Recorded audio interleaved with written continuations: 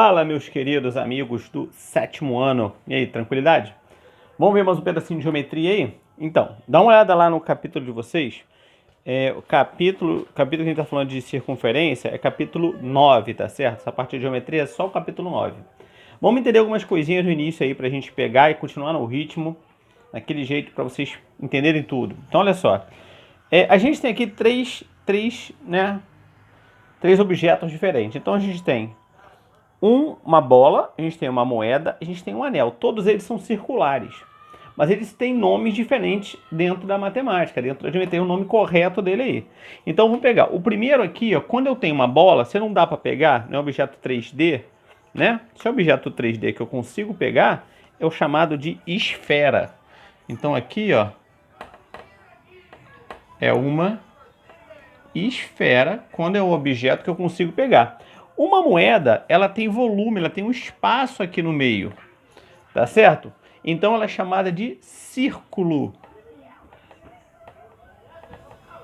E quando eu tenho só a voltinha, né, como se fosse um anel aqui do dedo, né, imagina um anelzinho assim, eu só tenho a volta aqui dele, ó, só tenho a volta dele. Isso daqui é quase o mesmo tamanho, é uma circunferência. Quando eu tenho um anel, é uma circunferência. Ok? Então a primeira coisa que eu preciso saber é isso. Volume, bola, né? Você pegar bola, esfera. Moeda, que é só a área, eu estou falando de círculo. E somente essa linha ao redor é circunferência.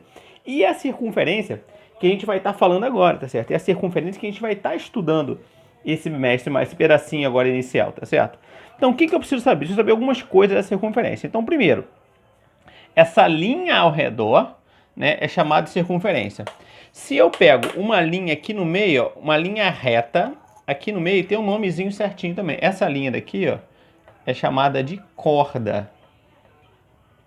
Tá certo? Uma linha que não passa no centro. Agora, se eu tenho uma linha que passa pelo centro, ele vai de uma ponta a outra da circunferência e passa pelo centro, aí sim esse cara aqui é o meu diâmetro.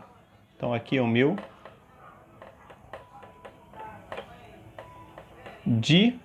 diâmetro. E se essa linha ela sai do centro e vai para qualquer ponto da circunferência, esse aqui é o mais utilizado, é o Rzinho, né? É o meu raio, ok? É o raio da circunferência. O raio é o mais utilizado. Você consegue perceber que um diâmetro inteiro é composto por dois raios? Tá vendo? Ó? Sai do centro até aqui é raio, né? O raio aqui assim, tá? Vem para cá. E sai do centro, vem para cá, também é o raio. Então o diâmetro ele é igual a 2 vezes o raio, tá certo? O diâmetro é 2 vezes o raio, tá certo? São alguns nomes que você precisa saber para não esquecer esses camaradinhos aí que são os nomes corretos dentro da geometria, tá certo? E vamos entender também o seguinte, outra coisa que eu quero que você entenda é o seguinte, como que eu calculo o comprimento dessa circunferência, tá certo? Ele não é uma linha reta. O que é linha reta? É somente em uma circunferência, ou um círculo, ou uma esfera. O que eu tenho aí, que é linha reta, é somente o raio, que é a distância do centro até qualquer ponto dessa circunferência. Esse é o meu raio. Essa distância é correta que eu tenho, tá certo? E eu vou chamar o π, que em toda circunferência eu utilizo valores como π, como variável π. Tá certo? É um nomezinho que você deve ter visto no sexto ano, um pouquinho. E agora estão vendo de novo, só que agora com o valor de π, que é aproximadamente, né, o igual com o tiozinho, aproximadamente 3,14. E o que eu posso falar desse comprimento? O que é o comprimento? Essa minha linha ao redor aqui, ó, ele vai ser 2 vezes o π vezes o raio, 2πr. Tá certo? 2 vezes π vezes raio. Então, essa é uma fórmula que você precisa de gravar, tá certo? Você precisa de gravar essa fórmula. Comprimento é 2 vezes π vezes raio. O π não muda o valor nunca. E o raio é o que vai mudar. Como assim, pessoal? Vamos ver? Qual o comprimento da circunferência se o meu raio for 5 centímetros? Então, imagina que esse raio aqui, ó, ele é 5 centímetros. Qual vai ser o tamanho, se eu passar um barbante aqui ao redor, né, e esticar esse barbante, qual vai ser o tamanho desse barbante? É isso que eu estou falando. Isso é o comprimento. Então, vou aplicar a fórmula. Ó. C vai ser 2 vezes π vezes 5. Tá certo? 2 vezes 5, 10. 10 vezes π, que vai ser aproximadamente 3,14. Ando, 10 vezes 3,14, ando uma casa para frente. Então, meu comprimento vai ser o quê? Vai ser 31,4 centímetros aproximadamente, se meu raio for 5 centímetros. Tá certo? Outra situação, se o diâmetro for 20 centímetros.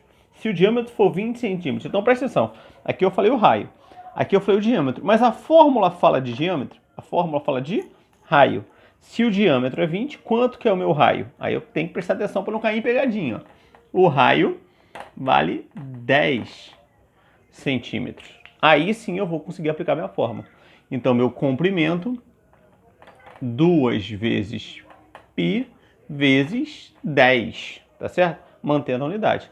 Então, meu comprimento vai ser 20 vezes 3,14.